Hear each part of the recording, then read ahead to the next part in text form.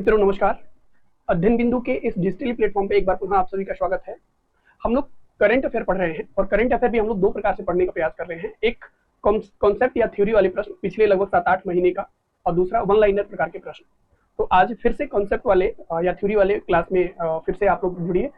हम लोग कर क्या रहे हैं ना कि जो पिछले 7-8 महीने या लगभग 10 महीने के जो घटनाक्रम है, जो बड़े घटनाक्रम है, जहां से कूट वाले प्रश्न बन सकते हैं, इसको एक एक करके ना हम लोग पढ़ने का प्रयास कर रहे हैं। उसमें क्या क्या डायमेंशन बन सकता है, कौन कौन से क्वेश्चन बनाए जा सकते हैं, हम लोग खुद से ही क्वेश्चन क्रिएट करके उसको ना पढ़ने का प्रयास कर रहे हैं।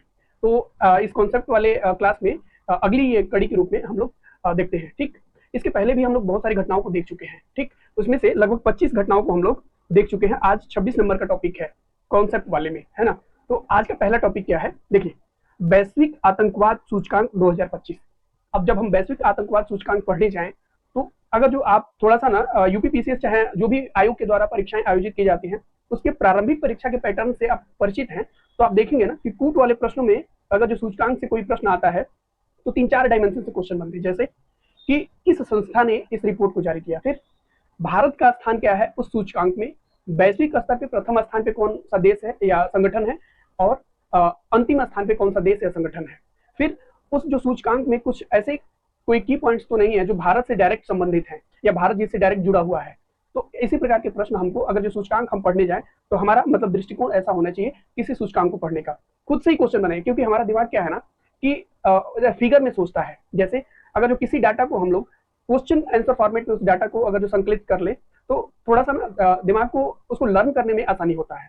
तो उसी मतलब प्रोसेस को हम लोग फॉलो कर रहे हैं। उससे जो भी क्वेश्चन बन सकते हैं हम लोग खुद से ही क्रिएट कर रहे हैं, है ना। तो आइए आज का पहला टॉपिक देखते हैं, वैश्विक आतंकवाद सूचकांक। देखिए, इसको सबसे पहले क्या क्वेश्चन हमने किया कि इसको किसने जारी किया, यानी किस संस्था ने जारी किया। तो किसने जारी किया कि institute of economics and peace द्वारा इसे जारी किया गया। किसके द्वारा जारी किया गया, institute for economics and peace द्वारा जारी किया गया। फिर अगला क्वेश्चन हम लोगों ने किया कि इस रिपोर्ट को कब जारी किया गया। तो इस रिपोर्ट को जारी किया गया 5 मार्च 2025 को। ठीक, 5 मार्च 2025 को जारी किया गया। फिर वैश्विक आतंकवाद सूचकांक, पहली बार तो ये रिपोर्ट आया नहीं है, इसके पहले भी रिपोर्ट आ चुके हैं। तो ये किस क्रम का, ये 2025 में जो रिपोर्ट वैश्विक आतंकवाद सूचकांक जारी हुआ है, ये किस क्रम का रिपोर्ट है। तो ये 12वें क्रम का रिपोर्ट है। ठीक, अगला क्वेश्चन हम लोगों ने खुद से ही पूछा क्या कि कितने देशों के लिए जारी किया गया। मान लीजिए ये रिपोर्ट बना है ना, तो कितने देशों को इसमें, रिपोर्ट को बनाने के लिए कितने देशों को इसमें शामिल किया गया, यानी कि कितने देशों को आधार बनाया गया रिपोर्ट को बनाने के लिए। फिर तो इसके लिए हमने सीखा कि 163 देशों को शामिल किया गया। देखिए, 3 प्रश्न हम लोगों ने सीखा। पहला, किस संस्था ने जारी किया, तो institute for economics and peace द्वारा जारी किया गया। फिर दूसरा हमने देखा कि कब जारी किया गया, तो 5 मार्च 2025 को जारी किया गया। फिर किस क्रम का ये रिपोर्ट है, तो 12वें क्रम का ये रिपोर्ट है। फिर कितने देशों के लिए जारी किया गया, यानी कितने देशों को इसमें शामिल किया गया सूचकांक में, तो 163 देशों को शामिल किया गया। फिर भारत का स्थान क्या है, ये बहुत महत्वपूर्ण है कि आतंकवाद से संबंधित, आतंकवाद से भारत ग्रसित है ना। जैसे पहलगाम का आतंकवादी घटना हो गया, हाल फिलहाल का मुंबई अटैक हो गया या पुलवामा अटैक हो गया, तो आतंकवाद से भारत पीड़ित है। तो पीड़ित है तो कितना पीड़ित है, रैंकिंग बनाया गया पूरे देश का, पूरे दुनिया के देशों का, कि आतंकवाद से सबसे ज्यादा पीड़ित कौन सा देश है। तो सबसे उस देशों की सूची में भारत का कौन सा स्थान है, तो 14वां स्थान है, कि 14वें स्थान पे आतंकवाद से पीड़ित देशों की सूची में भारत है। फिर इसका स्कोर कितना है, स्कोर भी ध्यान रखना, क्योंकि बात भारत की हो रही है और वैश्विक आतंकवाद सूचकांक के संदर्भ में। तो इसका स्कोर है 6.41, इसका स्कोर है, और स्थान कौन सा है, 14वां। ठीक, तो यहाँ लगभग 5 क्वेश्चन हम लोगों ने देखा।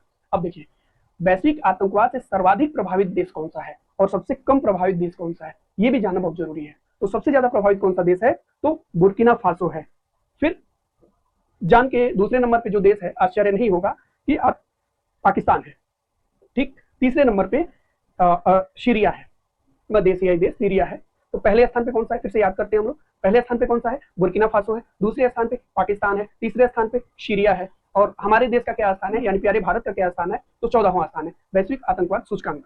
ठीक, अगला प्रश्न इससे क्या बन सकता है, ऑल ओके, हाँ ऑल ओके। अगला प्रश्न इससे क्या बन सकता है कि विश्व में सर्वाधिक खतरनाक, ये जो सूचकांक जारी किया गया ना, इसमें एक संगठन को बताया गया कि ये दुनिया का सबसे खतरनाक आतंकवादी संगठन है। क्या नाम लिया गया उस संगठन का, कौन सा संगठन है, तो दुनिया में सर्वाधिक खतरनाक आतंकी संगठन की सूची में इस्लामिक स्टेट नाम का जो संगठन है, आतंकवादी संगठन, इसे सबसे खतरनाक माना गया है ना। ठीक, अगला प्रश्न इस सूचकांक से क्या बन सकता है कि इस रिपोर्ट में अफ्रीका के साहेल क्षेत्र को आतंकवाद का केंद्र बताया गया। साहेल क्षेत्र, अगर जो अफ्रीका का मैप आपने देखा होगा, तो आप देख रहे हैं कि उत्तरी अफ्रीका के जो मोरक्को, अल्जीरिया, ट्यूनीशिया वाला जो बेल्ट है ना, जो भूमध्य सागर से ठीक नीचे है, वहां पे एक साहिल क्षेत्र मरुस्थल नाम से साहिल मरुस्थल क्षेत्र है ना, वहां पे आतंकवाद का उसको ना उस क्षेत्र को केंद्र माना गया। ठीक, अगला प्रश्न क्या है कि आतंकवादी हमले से प्रभावित देशों की संख्या पहले क्या थी, पिछली बार वर्ष तक कितनी थी कि 58 देश, पूरे दुनिया के 196 जो देश हैं उसमें से 58 देश आतंकवाद से प्रभावित हैं। लेकिन 2025 में क्या हुआ कि 66 देश आतंकवाद से प्रभावित हो गए, यानी कि आतंकवाद अपनी पैर पूरी दुनिया में पसार रहा है, हर जगह आतंकवाद का विस्तार हो रहा है। तो ये बहुत चिंता की बात है। अगला प्रश्न हमारा क्या हो सकता है इस वैश्विक आतंकवादी सूचकांक से कि विश्व के 64 देशों में शून्य आतंकवाद है ना, यानी कि ये जो देश 163 देशों को लिया गया, इसमें से कहा गया कि 64 जो देश है ना, वहां पे किसी प्रकार का कोई आतंकवाद नहीं है। देन अगला प्रश्न, भारत के पड़ोसी देशों में श्रीलंका, भूटान में शून्य आतंकवाद है। अब ये रिपोर्ट बता रही है, ये वैश्विक आतंकवादी सूचकांक रिपोर्ट, कि जो भूटान है और जो श्रीलंका है वहां पे शून्य आतंकवाद है। तो इतना हम लोगों ने देखा, ऐसे और कोई पॉइंट तो नहीं है, हाँ इतना पॉइंट हम लोगों ने देखा वैश्विक आतंकवाद सूचकांक 2025 के संदर्भ में। यदि आप लोगों ने इतने डायमेंशन से इस टॉपिक को पढ़ा है, बहुत बढ़िया है। नहीं पढ़ा है तो इस वीडियो को थोड़ा सा देख के नोट्स बनाने का प्रयास करें। अगर जो नोट्स नहीं बनाना है तो आप इस नंबर पे 9721213941 पे संपर्क कर सकते हैं। आपको हाँ, यहाँ पे मैं थोड़ा ऊपर लिख देता, हाँ यहाँ पे आप संपर्क कर सकते हैं। नोट्स कैसे आपको मिलेगा इसकी जानकारी आपको दे दी जाएगी। देखिए, पहला टॉपिक हम लोगों ने पढ़ा वैश्विक आतंकवाद सूचकांक। बिल्कुल हम लोग को जल्दबाजी, मतलब हाँ ये ठीक है कि एग्जाम नजदीक आ रहा है, उसका प्रेशर है, लेकिन हम लोग ने जो भी टॉपिक पढ़े एकदम मतलब तसल्ली से और एक एक पॉइंट क्लियर करते हुए, मतलब कि उस टॉपिक से कोई भी प्रश्न आए ना, छूटने ना पाए। बस ये है इस क्लास का उद्देश्य। इस जो ये क्लास जो कॉन्सेप्ट वाली चल रही है, इसका जस्ट इतना ही उद्देश्य है। ठीक, अगला क्वेश्चन, अगला टॉपिक है, ये बहुत महत्वपूर्ण है। आप टॉपिक का शीर्षक देख के ही समझ गए होंगे कि बहुत महत्वपूर्ण है। क्या है शीर्षक? राजकोषीय स्वास्थ्य सूचकांक 2025।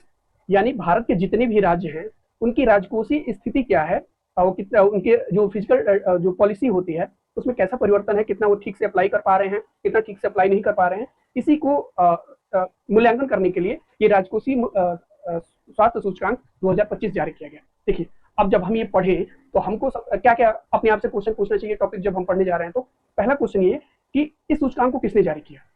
कोई संस्था होगी, वही ना सूचकांक को जारी कर रही होगी। तो किस संस्था ने जारी किया, फिर कब ये जारी किया गया, फिर कोई संस्था को जो जारी कर रही है उसका कोई शीर्षद अध्यक्ष होगा, वही जारी कर रहा होगा। फिर ये जो सूचकांक बना है 2025 वाला, इसके हम सभी जानते हैं कि जो किसी भी राज्य या अपने देश का ही अगर जो एक्चुअल डाटा जानना होता है ना, तो 2 साल पहले का डाटा हमको उपलब्ध होता है। यानी कि ये सूचकांक 2025 का आया है तो लगभग इसका डाटा 22 या 2022-23 के वर्ष का एक्चुअल डाटा हमको मिल पाएगा। ठीक, तो ये किस वर्ष को आधार बनाया गया, फिर राज्यों की श्रेणी क्या है, मतलब कितने श्रेणियों में सूचकांक जारी किया गया, सूचकांक बनाने का आधार क्या है, ये सारी बिंदुओं को हमें पता होना चाहिए ताकि हम समग्र टॉपिक का अध्ययन कर रहे हैं, किसी भी प्रकार से कोई भी क्वेश्चन आए मतलब हमारी रेंज से बाहर नहीं होना चाहिए। ठीक, तो पहला क्वेश्चन क्या हम लोग पूछ रहे हैं खुद से ही कि इस सूचकांक को कब और किसने जारी किया। देखिए, कब जारी हुआ? 24 जनवरी 2025 को। कौन सी संस्था है? देखिए, नीति आयोग संस्था है, इसके अध्यक्ष अरविंद पनगड़िया द्वारा इस रिपोर्ट को जारी किया गया। किस संस्था द्वारा? नीति आयोग द्वारा। किसके द्वारा? अरविंद पनगड़िया द्वारा। कब जारी हुआ? 24 जनवरी को। 3 क्वेश्चन तो हमारे फैक्चुअल यही पे तैयार हो गए, यानी कब जारी हुआ, किसने जारी किया और किस संस्था ने जारी किया। फिर देखिए, नीचे बताया भी गया है कि इस संस्था को इस रिपोर्ट को किस संस्था ने तैयार किया, तो नीति आयोग ने तैयार किया। फिर इस सूचकांक में किस वर्ष के डाटा को आधार बनाया गया, तो किस वर्ष के डाटा को आधार बनाया गया, तो 2022-23 के डाटा को आधार बनाया गया है। डन। आयोग ये दे सकता है, या भी क्वेश्चन बनाने वाला कोई जो व्यक्ति है या जो संस्था है वो क्वेश्चन गलत बनाने के लिए आपको दे सकता है कि ये जो राजकोषीय सूचकांक 2025 जारी हुआ इसको 2023-24 के डाटा को आधार बनाया गया। तो हमें गलत नहीं करना है, हमको क्या याद रखना है कि नहीं, ये जो डाटा हमको लिया गया है 2022-23 का डाटा लिया गया है 25 के सूचकांक का आधार बनाने के लिए। डन। अगला प्रश्न क्या हमसे बन सकता है कि इस सूचकांक में कितने राज्यों को शामिल किया गया? सभी राज्यों को शामिल नहीं किया गया भारत के, केवल भारत के 18 राज्यों को ही इस सूचकांक बनाने के लिए आधार बनाया गया है, उस राज्यों को शामिल किया गया है। देखिए, कितने राज्यों को शामिल किया गया? 18 प्रमुख राज्यों को शामिल किया गया। अब देखिए, सूचकांक बनाया गया है तो कोई भी सूचकांक बनाने के कुछ तो आधार होंगे ना, जिसके वो आधार एक मापदंड होता है जिसमें तौला जाता है कि हाँ ये राज्य कितना आगे बढ़ा है, कितना पॉलिसी का पालन किया है, कितना पॉलिसी का पालन नहीं कर पाया है, राजकोषीय बनाने में कितना सफल हो पाया है, कितना असफल रहा है। तो कौन कौन से आधार बनाया गया है? नीति आयोग ने ये आधार बनाया है सूचकांक को बनाने के लिए। कौन कौन सा? उस राज्य ने राजस्व संग्रहण कैसे बढ़िया से किया है, कितनी अच्छी तरीके से राजस्व संग्रहण किया है। फिर राजकोषीय विवेक यानी फिजिकल प्रोड्यूस कैसा है उस राज्य का। फिर अगला, व्यय की गुणवत्ता यानी क्वालिटी ऑफ एक्सपेंडिचर कैसा है उस राज्य का। फिर ऋण बोझ सूचकांक यानी डेप्ट इंडेक्स कैसा है उसका। फिर ऋण स्थिरता यानी डेप्ट स्टेबिलिटी कैसा है उस राज्य का। तो ये 5 आधार हैं जिसपे इस सूचकांक को बनाया गया है। हर एक राज्य को यानी 18 राज्यों को इस कसौटी पे तौला गया है इन 5 आधारों के आधार पे। ठीक, अगला प्रश्न क्या हो सकता है कि इन संकेतकों के प्रदर्शन के आधार पर 18 राज्यों को 4 श्रेणियों में बांटा गया है। यानी इनको ना जैसा जो प्रदर्शन किए हैं जो राज्य, तो इनको 4 कैटेगरी में बांट दिया गया है। कुछ को अचीवर में रख दिया गया है, कुछ को फ्रंट रनर में रख दिया गया है, कुछ को परफॉर्मेंस में रख दिया गया है और कुछ को एस्पिरेशनल में रख दिया गया है ना। तो देखिए, अगर जो आप यूपी का पेपर देने जा रहे हैं या बिहार का पेपर देने जा रहे हैं, तो इन किसी भी अगर जो 4 प्रकार के जो पुल बनाए गए हैं, 4 प्रकार के जो श्रेणियां बनाई गई है, इन श्रेणियों में, एक मिनट बाबू, जस्ट मिनट, हाँ थोड़ा सा टेक्निकल इश्यू हो गया था। अब सारी चीजें टेक्नोलॉजी पे ही डिपेंड है, तो थोड़ा सा कभी कभी टेक्निकल इश्यू हो सकता है।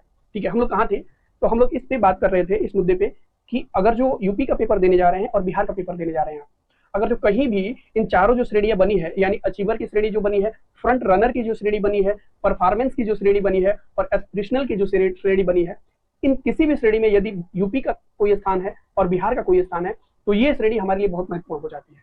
ठीक, आइए देखते हैं चारों श्रेणियों को। देखिए, परफॉर्मेंस के आधार पर ये सारी श्रेणी बनी है। अब अचीवर में 5 राज्यों को रखा गया है। कौन कौन से राज्य, सबसे अच्छा परफॉर्मेंस राजकोषीय सूचकांक 2025 में सबसे बढ़िया परफॉर्मेंस किसने किया है, किस राज्य ने, तो आप देखेंगे कि उड़ीसा ने किया है सबसे अच्छा परफॉर्मेंस। दूसरे स्थान पे कौन सा राज्य है, छत्तीसगढ़ है। तीसरे स्थान पे गोवा है और चौथे स्थान पे झारखंड है।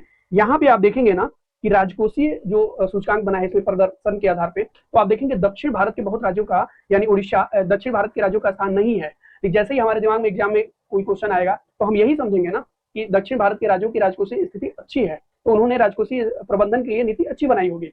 सबसे पहले हमारा दिमाग केरल की तरफ जाएगा, कर्नाटक की तरफ जाएगा, गुजरात की तरफ जाएगा, महाराष्ट्र की तरफ जाएगा, लेकिन हम वहां पे गलत होंगे, क्योंकि सबसे अच्छा परफॉर्मेंस कौन सा राज्य किया है, उड़ीसा किया है। दूसरे स्थान पे छत्तीसगढ़ किया है और तीसरे स्थान पे गोवा किया है। तो ये 3 राज्यों को हमको ध्यान में रखना है कि अचीवर की श्रेणी में ये 4 राज्य क्रमशः पहले, दूसरे, तीसरे और चौथे स्थान पे है। पहला उड़ीसा, दूसरा छत्तीसगढ़, तीसरा गोवा और चौथा झारखंड। अब देखिए, फ्रंट रनर में दूसरी जो श्रेणी बनी है फ्रंट रनर का, फ्रंट रनर में पहले स्थान पे कौन सा है, महाराष्ट्र है। दूसरे स्थान पे यूपी है। यानी कि हमको विशेष ध्यान रख देना है, अगर जो आप आरओ देने जा रहे हैं या यूपीपीएससी 2025 की प्रारंभिक परीक्षा देने जा रहे हैं, तो ये ध्यान में रखना है कि यूपी का स्थान फ्रंट रनर में है ना। जब वहां पे फ्रंट रनर हमको विकल्प में दिखेगा ना एग्जाम हॉल में, तो कहेंगे नहीं, यूपी तो फ्रंट रनर में नहीं आ सकता राजकोषीय नीति के संदर्भ में, लेकिन ये फ्रंट रनर में यूपी है, तो हमें ध्यान में रखना है। देखिए, कुछ चीजों पे मैं ना ज्यादा बल दे रहा हूँ। ज्यादा बल देने का मतलब ये सिर्फ इतना है कि वो एग्जाम के लिए बहुत महत्वपूर्ण है, तो वहाँ हम लोग थोड़ा सा दिमाग एक्स्ट्रा लगाएं, मतलब थोड़ा सा उस चीज को रिमेंबर करने के लिए बार बार एफर्ट दें। ये 4 प्रकार की श्रेणी का मैं बार बार नाम ले रहा हूँ, इसलिए ले रहा हूँ क्योंकि हो सकता है कि कूट में यही क्वेश्चन बन जाए कि कितने प्रकार की श्रेणियों को बनाया गया है। ठीक सॉरी, अगला श्रेणी हमारा है परफॉर्मेंस का। तो परफॉर्मेंस में पहला स्थान किसका है, तमिलनाडु का, दूसरा राजस्थान का, तीसरा बिहार का। अब देखिए, बिहार का तीसरे स्थान पे परफॉर्मेंस में स्थान है। तो परफॉर्मेंस का जो इंडेक्स है, इसमें जो भी राज्य दिए गए हैं, यदि बिहार की परीक्षा आप देने जा रहे हैं तो ये महत्वपूर्ण हो जाता है। बिहार का स्थान किसमें है, परफॉर्मेंस में, और यूपी किस श्रेणी में रखा गया है, फ्रंट रनर में। अगला प्रश्न है, अगला श्रेणी है एस्पिरेशनल वाला, यानी कि केरल सबसे एस्पिरेशनल टॉप पे है और पश्चिम बंगाल दूसरे स्थान पे, तीसरे स्थान पे आंध्र प्रदेश और सबसे अंतिम स्थान पे पंजाब है। नीचे एक कथन दिया गया है, इस सूचकांक में समग्र रूप से सबसे अच्छा प्रदर्शन उड़ीसा ने, जबकि सबसे खराब प्रदर्शन पंजाब ने किया है। ये कथन को भी देखिए, थोड़ा सा ऊपर में कर देता हूँ, हाँ, इस कथन को भी हमको याद रखना है। ठीक, चलिए अगला प्रश्न देखिए। अगला टॉपिक हमारा है अंतरराष्ट्रीय बौद्धिक संपदा सूचकांक। ये भी बहुत महत्वपूर्ण है, आपने पीटी दिया है या पीटी की जानकारी है आपको, तो आप देखेंगे कि इससे बहुत सारे प्रश्न प्रारंभिक परीक्षा में, मतलब हर साल या 1 वर्षों के अंतराल पे इस टॉपिक से पार्टिकुलर अंतरराष्ट्रीय बौद्धिक संपदा सूचकांक से प्रश्न आते रहे हैं। फिर हम लोगों का पढ़ने का वही क्रम होगा, हम वही क्वेश्चन पूछेंगे, किसने जारी किया, कब जारी किया गया, सूचकांक का कौन सा संस्करण है, कितने देशों की अर्थव्यवस्था को शामिल किया गया, प्रथम 4 स्थान पे, शीर्ष 4 स्थान पे कौन सा देश है, और शीर्ष मतलब नीचे से, यानी कि सबसे अंतिम स्थान पे कौन सा देश है, नीचे से क्रम में अगर जो लगाएंगे तो 3 देश। तो इसी प्रकार से हम लोग टॉपिक को पढ़ेंगे। देखिए, पहला क्वेश्चन क्या है, किसने जारी किया, यानी कि संस्था ने जारी किया। तो यूएस चैम्बर ऑफ कॉमर्स के बेसिक नवाचार नीति द्वारा जारी किया गया। विकल्प में यही रहता है, यूएस चैम्बर ऑफ कॉमर्स द्वारा। ठीक, या अंकटाड हो जाएगा, फिर IMF हो जाएगा, फिर इकोनॉमिक फोरम हो जाएगा, वर्ल्ड इकोनॉमिक फोरम हो जाएगा, तो हमको किसको टिक करना है? यूएस चैम्बर ऑफ कॉमर्स को टिक करना है। किसके लिए? बौद्धिक संपदा सूचकांक 2025 की जारी करने के। ठीक, कब ये जारी किया गया? 15 अप्रैल 2025 को, अभी जस्ट रिसेंटली जारी हुआ है ये 15 अप्रैल 2025 को। किस क्रम का ये संस्करण है? तो 13वें क्रम का ये संस्करण है। इस चीज को हमें ध्यान रखना है। ठीक, अगला प्रश्न क्या है? हाँ, इस सूचकांक में कितने देशों की अर्थव्यवस्थाओं को शामिल किया गया?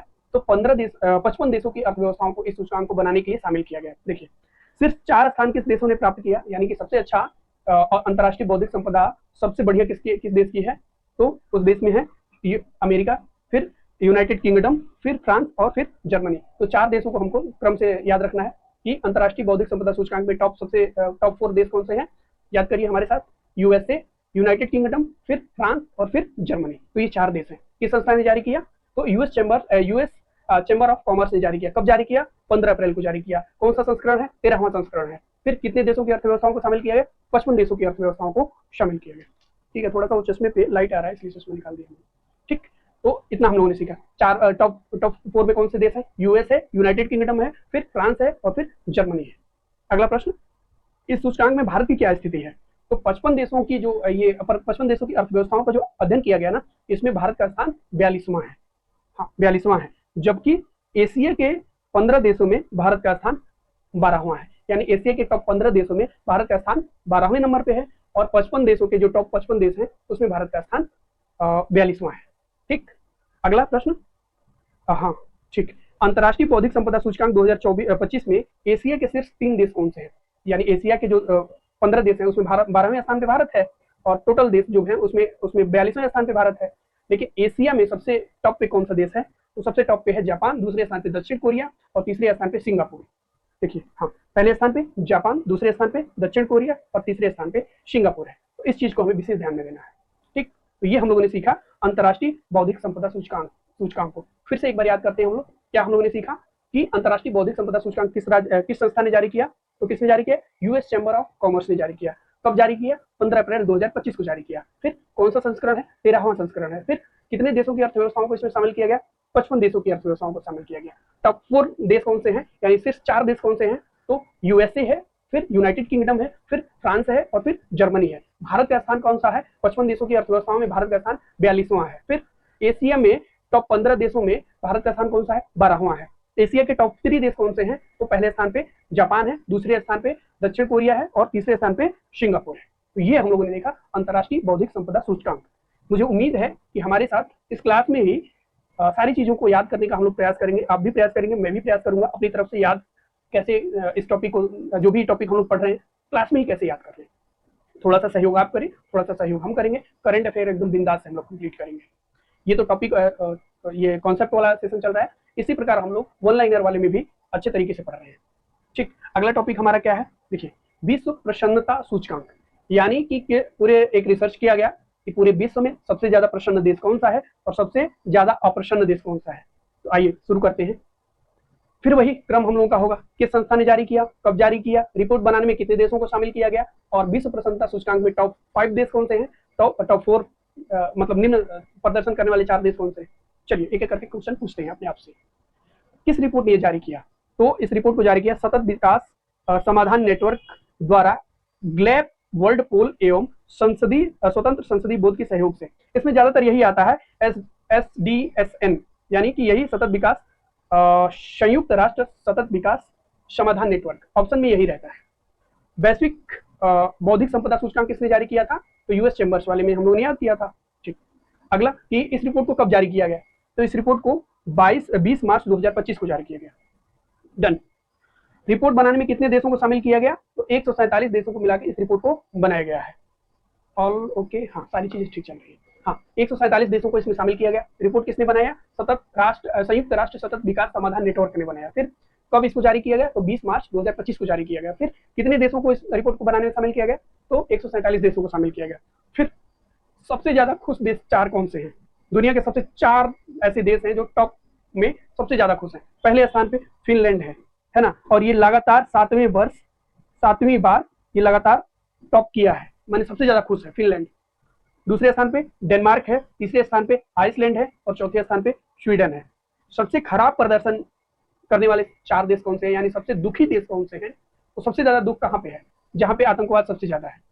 मतलब जस्ट रिमेंबर करने के लिए आतंकवाद में, अच्छा चलिए आतंकवाद की बात आई है, तो आतंकवाद में टॉप 3 देश कौन से थे? पहले स्थान पे बुर्किना फासो था, दूसरे स्थान पे पाकिस्तान था, तीसरे स्थान पे सीरिया था। यही था ना, 3 देशों को हम लोगों ने याद किया था।